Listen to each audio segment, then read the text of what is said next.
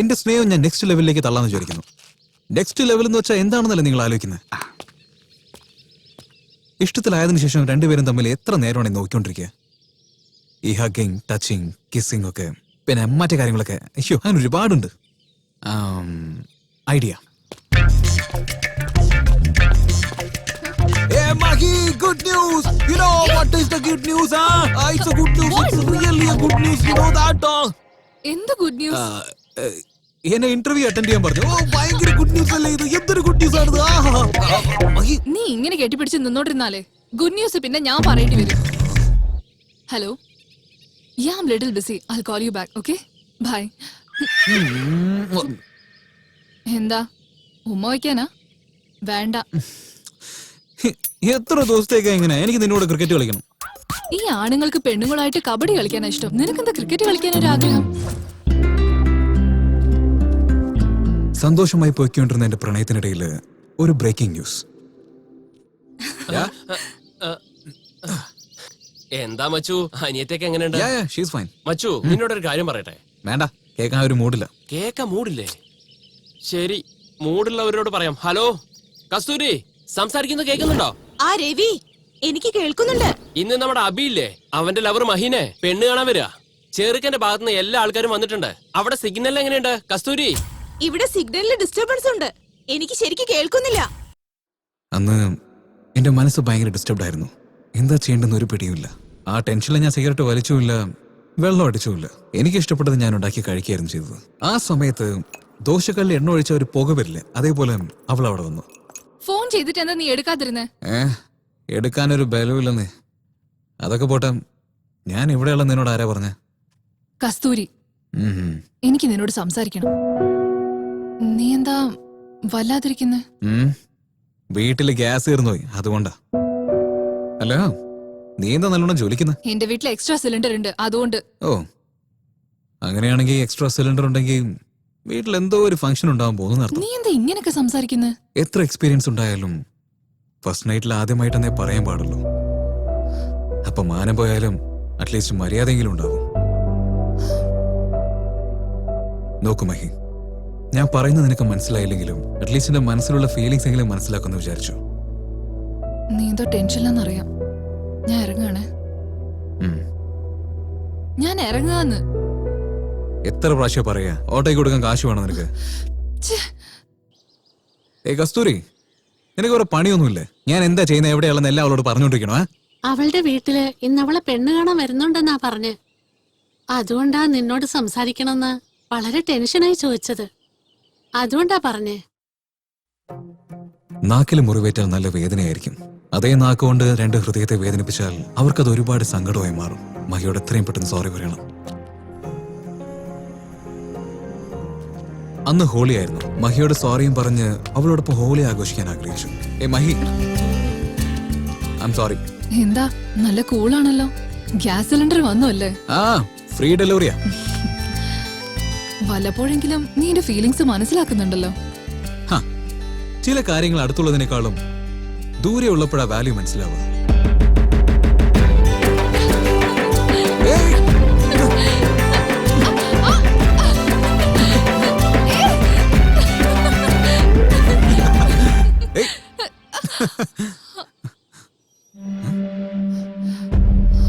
Oh my God.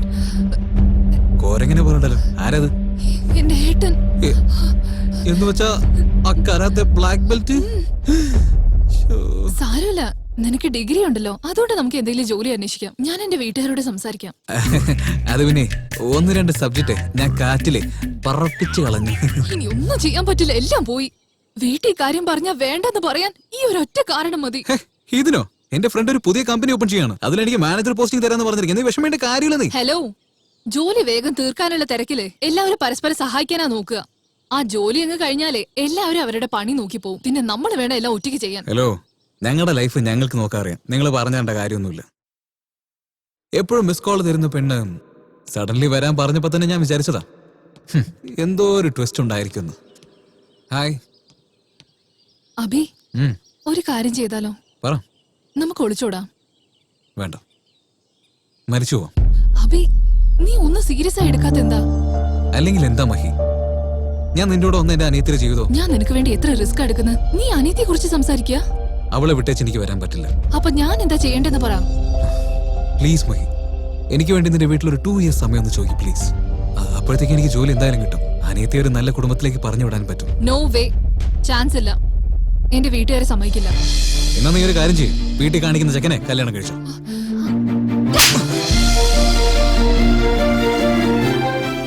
അല്പം പോലും seriousness ഇല്ലാത്ത നിന്റെ കൂടെ ജീവിക്കാതിരിക്കുന്നതാ നല്ലത്. അനിയത്തെ വിട്ടേച്ച് വരുന്നതാണോ നിന്റെ സീരിയസ്നെസ്? പ്ലീസ് മഹി, എനിക്ക് കുറച്ച് സമയം വേണം.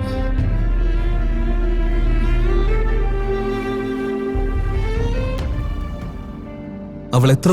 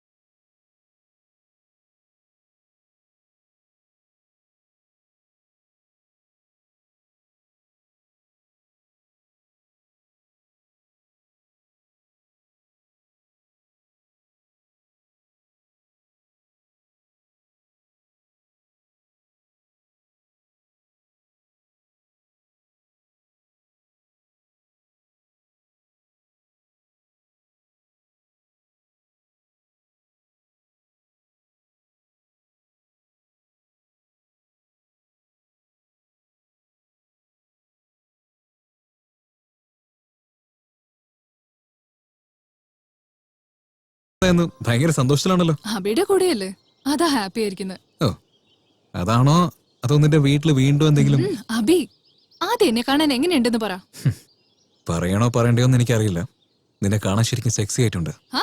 നീ ചോദിച്ചോണ്ടല്ലോ പറഞ്ഞ. ശരി, നീ വണ്ടി കയറ്. അല്ല, എവിടെയെങ്കിലും പോകുമ്പോ എവിടേക്കാ പോകുന്നെന്ന് ചോദിക്കാൻ പാടില്ലല്ലേ? അതെ, ചോദിക്കാൻ പാടില്ല. ഓ, ബോർഡ് നോക്കാതെ ബസ്സിൽ കയറിയാതെ എവിടേക്കാ പോകുന്നതെന്ന് നമുക്കറിയില്ല. ഇപ്പൊ അതുപോലെയാണ് എന്റെ സിറ്റുവേഷനും. അവളോട് പേരുന്ന ആ നിമിഷം സ്വർഗം പോലെയായിരുന്നു. എനിക്ക് ഇഷ്ടമുള്ള ബിരിയാണി ചെയ്തു കൊണ്ടു തന്നു. ഒരുപാട് സംസാരിച്ചു, ഒരുപാട് തമാശകൾ പറഞ്ഞു ചിരിച്ചു. എന്റെ കൂടെ ബുക്ക് ക്രിക്കറ്റും കളിച്ചായിരുന്നു. മാത്രമല്ല എനിക്ക് ഇഷ്ടമുള്ള സ്ഥലത്തേക്കും കൊണ്ടുപോയി. പക്ഷെ എനിക്ക് സ്വർഗത്തിന്റെ അപ്പുറത്തെ സ്റ്റോപ്പ് നരകമായിരിക്കും എന്നൊരു തോന്നൽ. അബി, ഇതാ നിനക്കൊരു കോസ്റ്റ്ലി ഗിഫ്റ്റ്. ഏയ്, നീ എനിക്ക് കോസ്റ്റ്ലി ഗിഫ്റ്റ് തരുന്നോ? Oh my god, are you okay? എനിക്ക് കുഴപ്പമൊന്നുമില്ല.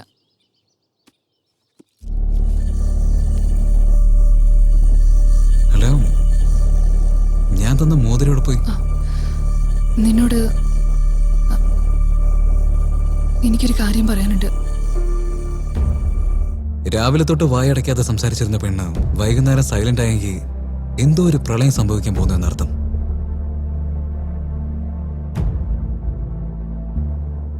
ഇവിടെ വന്നിട്ട് ഹാഫ് ആൻ അവറായി. എന്തോ പറയണമെന്ന് പറഞ്ഞില്ല. പറയണമെന്നുണ്ട്, പക്ഷെ എനിക്ക് പറ്റുന്നില്ല.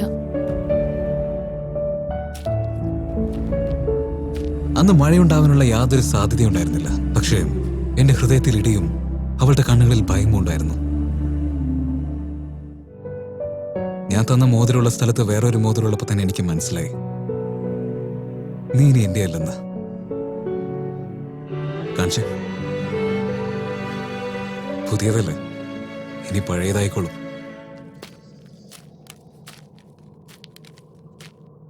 ദേ,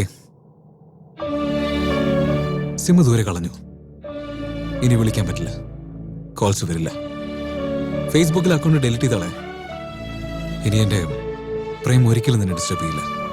യുനോ, ഇൻ ഫ്യൂച്ചർ സിനിമ തിയേറ്ററിലോ ഷോപ്പിംഗ് മോളിലോ നിന്റെ ഹസ്ബൻഡ് കൂടെ എന്റെ മുന്നിൽ വന്ന എനിക്കറിയാത്ത പോലെ ഞാൻ പൊയ്ക്കോളാം. I swear, I promise. But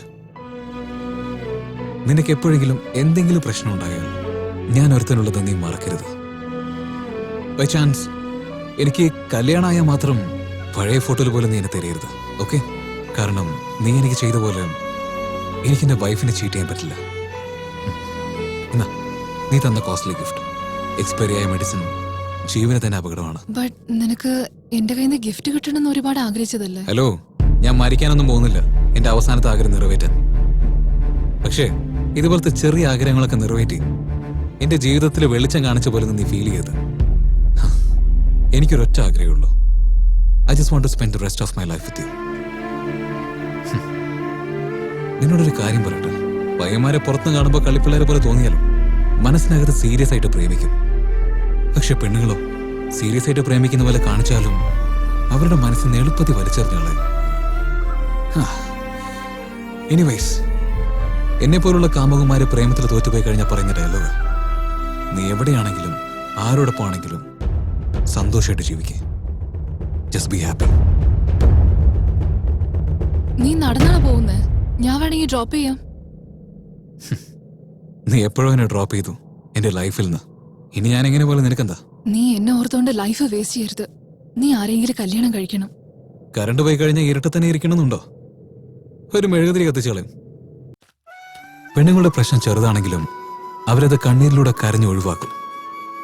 പക്ഷെ ആണുങ്ങളോ എത്രയാണെങ്കിലും അത് മനസ്സിന്റെ ഉള്ളിൽ തന്നെ വെച്ച് വിഷമിച്ചുകൊണ്ടേയിരിക്കും.